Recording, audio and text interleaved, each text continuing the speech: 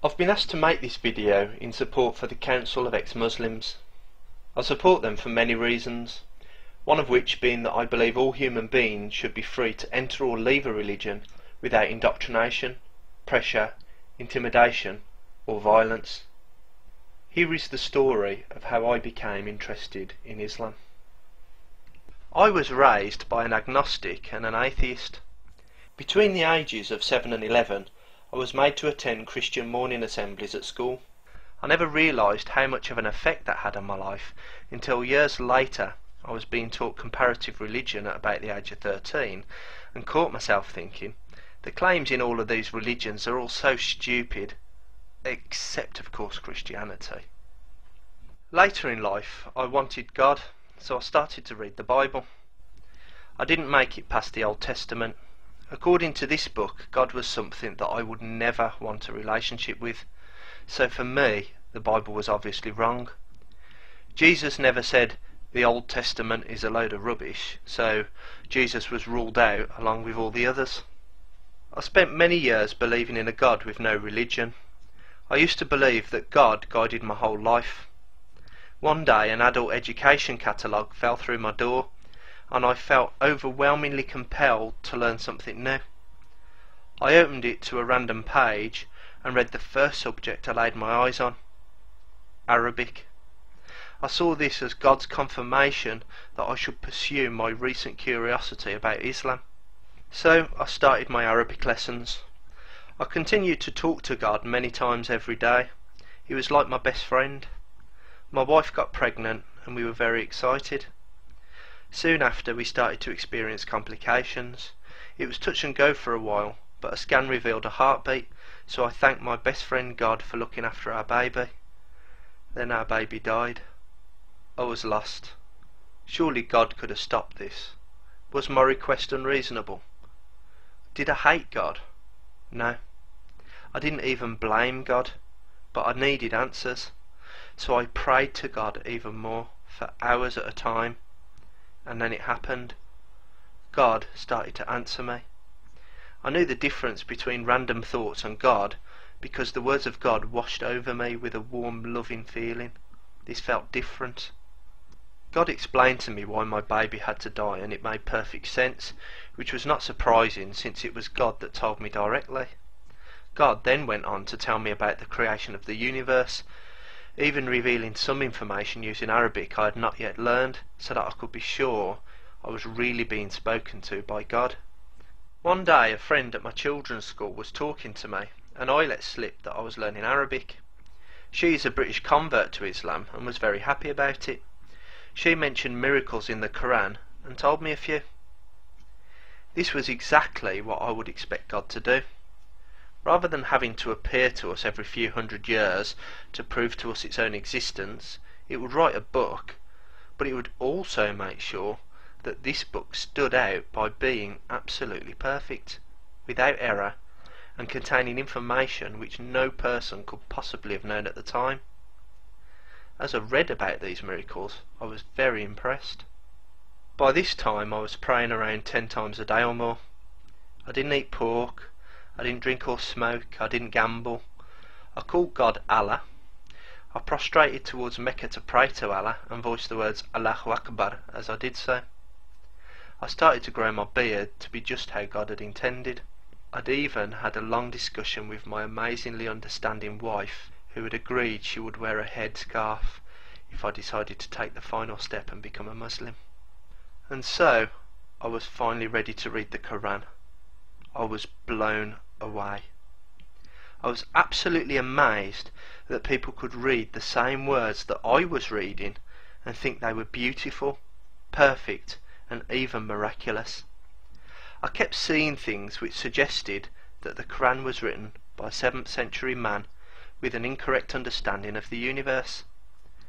I kept excusing them, giving the benefit of the doubt, but I couldn't help thinking to myself, why would God include something that looks so blatantly wrong, knowing that it would cause people like me doubt in the future? The Qur'an says that nobody can believe unless Allah wills them to. Considering I had done all of this and genuinely meant every step of it, Why would God stop me from seeing the truth if the Qur'an was in fact true? I had to admit it. The Qur'an was not beautiful. It was repetitive, full of threats of dire consequences for not believing, boring, uninspiring, and ultimately wrong.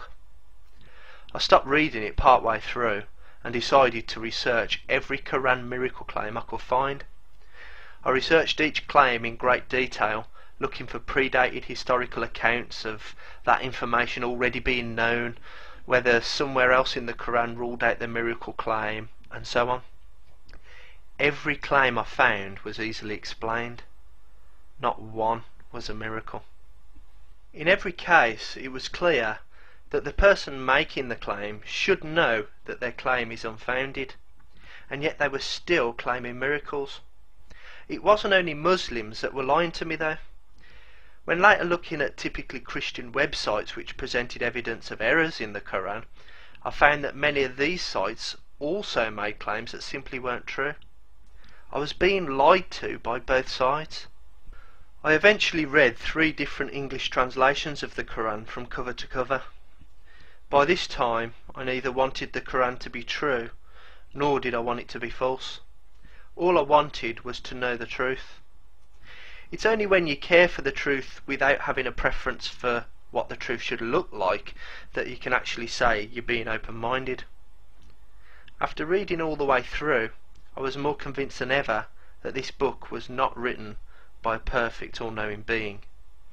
With just 1400 years of scientific discovery, I would be able to reword certain phrases in the Qur'an to more accurately reflect reality without turning the Qur'an into a science book.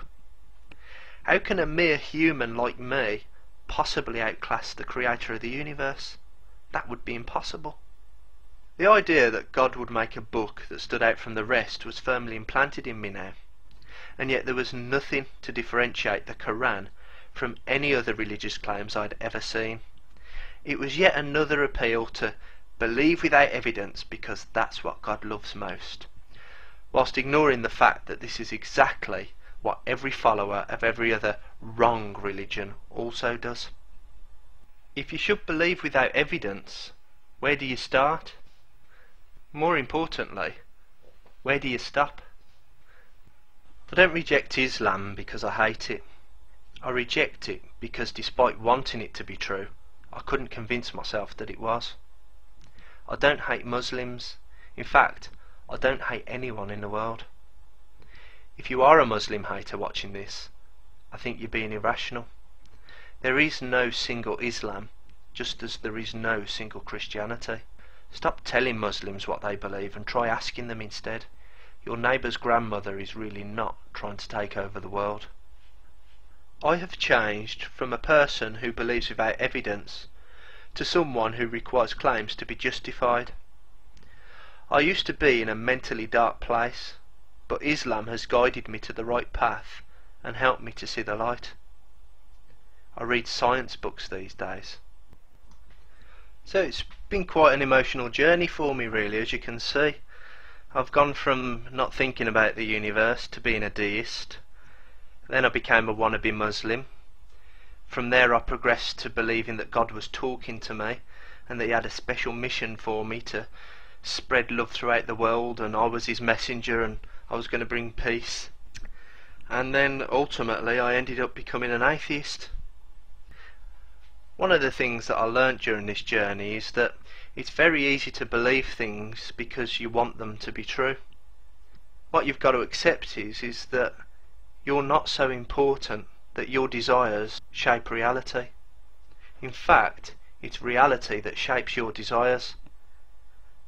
The reality is one day you are going to die. No amount of magic words from a book is going to stop that from happening. Another thing that I learnt was, you know, when you see that religious person with that really big grin on their face that says, I have an inner peace that you can never imagine. Well, I've had that, and it's not what it looks like. You see, that inner peace comes from the fact that you know the most wonderful, powerful, all-loving being in the universe loves you. And because he's so infinitely loving, this being loves you infinitely. However, when you imagine this infinitely perfect being, you can't help but realise that compared to an infinitely perfect being, that makes you infinitely imperfect. See, it doesn't matter how good a person you make yourself. You do more for charity, you're nicer to people, you're kinder. But no matter how good you are, even if you was the nicest person on the planet, compared to infinity, you are infinitely imperfect. Now, you always try to improve yourself so that God can see you've made the effort and that God is pleased with you, but you always know that because there is such a thing as infinite perfection, you will always be infinitely imperfect. But that doesn't really matter because, you know, this infinitely perfect all-loving being loves you anyway. He loves you for how you are, which is really just the same as a husband who puts his wife down and at the same time builds her up by saying, everyone knows you're ugly, but to me you're gorgeous.